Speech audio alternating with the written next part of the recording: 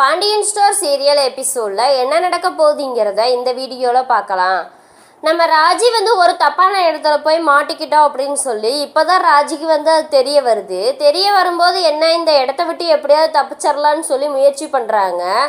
அந்த இதில் என்னடானா காம்படிஷனில் செகண்ட் ரவுண்டில் ராஜியும் இன்னொரு பையன் கூட ஆட சொல்கிறாங்க.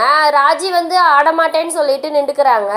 அப்படியெல்லாம் நான் ஆட முடியாது, நான் தனியாக வேணும்னாலும் ஆடுறேன், ஆனால் இந்த பையன் கூடலாம் என்னால் ஆட முடியாது அப்படின்னு சொல்லுவோம். அந்த மாஸ்டர் என்ன சொல்கிறாங்க, நீங்கள் ஏன் கூட தான் ஆட மாட்டேன்ட்டு அந்த பையன் கூடயாவது அட்ஜஸ்ட் பண்ணி ஆடலாம்ல, அப்புறம் எப்படி நீ இப்படி காம்படிஷனில் நீ வின் பண்ணுவ, இது வரைக்கும் நீ எத்தனை காம்படிஷன் நீ ஜெயிச்சிருக்க அப்படின்னு சொல்லி கேட்குறாங்க. அதெல்லாம் ஒன்றும் இல்லை அப்படின்னு சொல்லிட்டு இது பண்ணுறாங்க.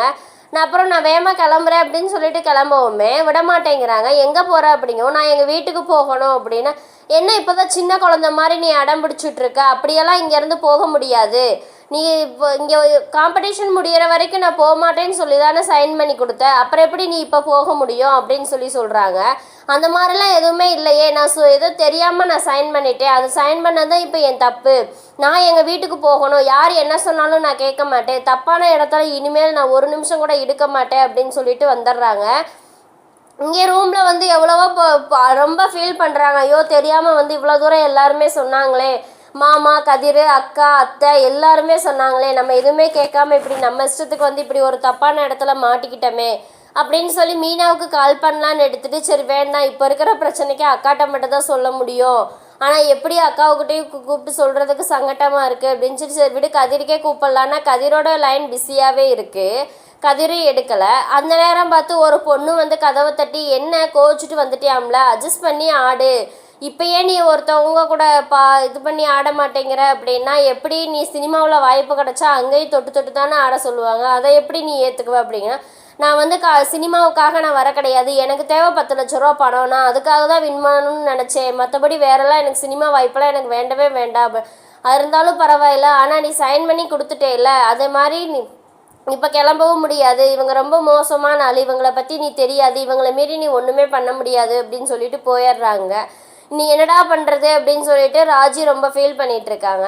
அதுக்கப்புறம் இங்கே பாண்டியன் ரொம்ப கால் வலியோடு இருக்கிறாரு. அந்த நேரம் பார்த்து நம்ம அரசி என்னப்பா கால் ரொம்ப வலிக்குதான்னு சொல்லி விசாரிச்சுட்டு, சரி நான் சுடுதண்ணி ஒத்தனை கொடுக்குறேன்னு சொல்லி ஒத்தனை கொடுத்துட்டு இருக்கும்போது அரசியை பார்த்து பாண்டியன் கேட்குறாரு, ஏமா நீ சந்தோஷமாக தானே இருக்க அப்படிங்கவும், எனக்கு என்னப்பா கவலை, நான் ரொம்ப சந்தோஷமாக இருக்கேன், நான் சின்ன வயசுலேருந்து இப்போ தான் நீங்கள் வீட்டிலேயே எங்கள் கூடயே இருக்கிறது ரொம்ப சந்தோஷமாக இருக்குது, இனிமேல் நீங்கள் பேசாமல் வீட்டிலையே இருங்க அப்படின்னு சொல்லி பாண்டியன்ட்ட சொல்லுவோமே, இல்லைம்மா அப்படியெல்லாம் நான் இருக்க முடியாது, அப்பா சின்ன பிள்ளையிலேருந்தே ஓடி ஓடி உழைச்ச உடம்பு, இன்னும் ஓய்வு எடுக்கணும்னா அதெல்லாம் முடியாது அப்படின்னு சொல்லிட்டு பாண்டியன் சொல்லிட்டு இருக்காரு.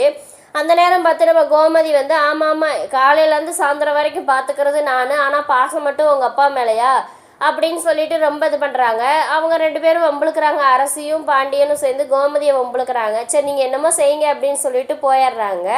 அப்போ நம்ம கோமதியோட அம்மா கோமதி உன்னை கொஞ்சம் உங்ககிட்ட நான் பேசணும் அப்படிங்கவும், இங்கே பேச முடியாது, நீ தனியாக வர்றியா அப்படிங்கவுமேனு, எங்கே உன் வீட்டில் வச்சு பேசலாமா என் வீட்டில் வச்சு பேசலாமா, தெரியுது கோமதி உன்னோட கஷ்டம் இதெல்லாம் எனக்கு தெரியுது, ஆனால் அவன் சாயந்தரம் அம்மன் கோயிலுக்கு வா, உங்ககிட்ட பேசணும் அப்படின்னு சொல்கிறாங்க.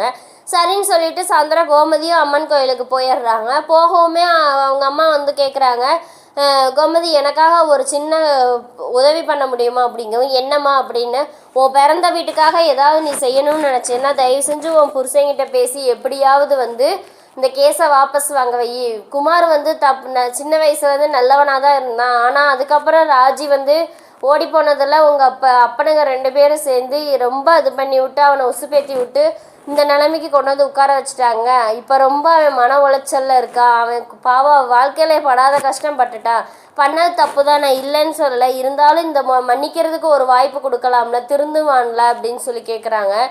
அப்புறம் இதை நான் எப்படி எங்கள் வீட்டுக்கார்ட்ட பேசினேன்னா என்னை அவ்வளோதான் தொலைச்சே போடுவாங்க, என் பொண்ணு என்னை பற்றி என்ன நினைக்கும் அப்படின்னு சொல்கிறாங்க கோமதி. எனக்கு தெரியுதுமா, உன்னோட கஷ்டமும் எனக்கு தெரியுது, ஆனால் இருந்தாலும் பேசிப்பாரு, வாபஸ் வாங்க வைமா, எனக்கு குமார் படுற கஷ்டத்தையெல்லாம் என்னால் பார்க்க முடியல, என்னோட வயசான காலத்தில் நான் எதை அனுபவிக்கக்கூடாதோ அதை எல்லாத்தையுமே நான் அனுபவிச்சுக்கிட்டு இருக்கேன், தயவு செஞ்சு எப்படியாவது கேஸை வாபஸ் வாங்க வை, பாவம் குமார் ரொம்ப கஷ்டப்பட்டுட்டு இருக்கா அப்படின்னு சொல்கிறாங்க. சரிம்மா அப்படின்னு சொல்லிட்டு அவங்களும் விட்டுறாங்க. இங்கே வந்து ராஜி சரி எப்படியாவது இந்த இடத்த விட்டு கிளம்பிடலாம் அப்படின்னு சொல்லி லக்கேஜ் எல்லாம் பேக் பண்ணிவிட்டு லிஃப்ட்டுக்கு போகிறாங்க. லிஃப்ட்டில் அவங்க எல்லாருமே அந்த காம்படிஷனோட மேனேஜர் எல்லாமே வந்துடுறாங்க. வந்து எங்கே போகுது போல இருக்குது, பாப்பா லக்கேஜோட எங்கிட்ட கிளம்பிடுச்சுன்னு சொல்லி அதில் ஒருத்தவர் சொல்கிறாரு. சொல்லவுமே ராஜிக்கு வந்து ரொம்ப பயம் வச்சிருச்சு. நான் எங்கே கிளம்புறேன் அப்படிங்கமே, நான் ஊருக்கு போகிறேன் அப்படின்னா, ஊருக்கெல்லாம் போக முடியாது, அப்படி நீ போகணும்னா எங்களுக்கு 10 லட்ச ரூபா பணத்தை கொடுத்துட்டு நீ கிளம்பு தாராளமாக அப்படிங்கவுமே முழிக்கிறாங்க ராஜி.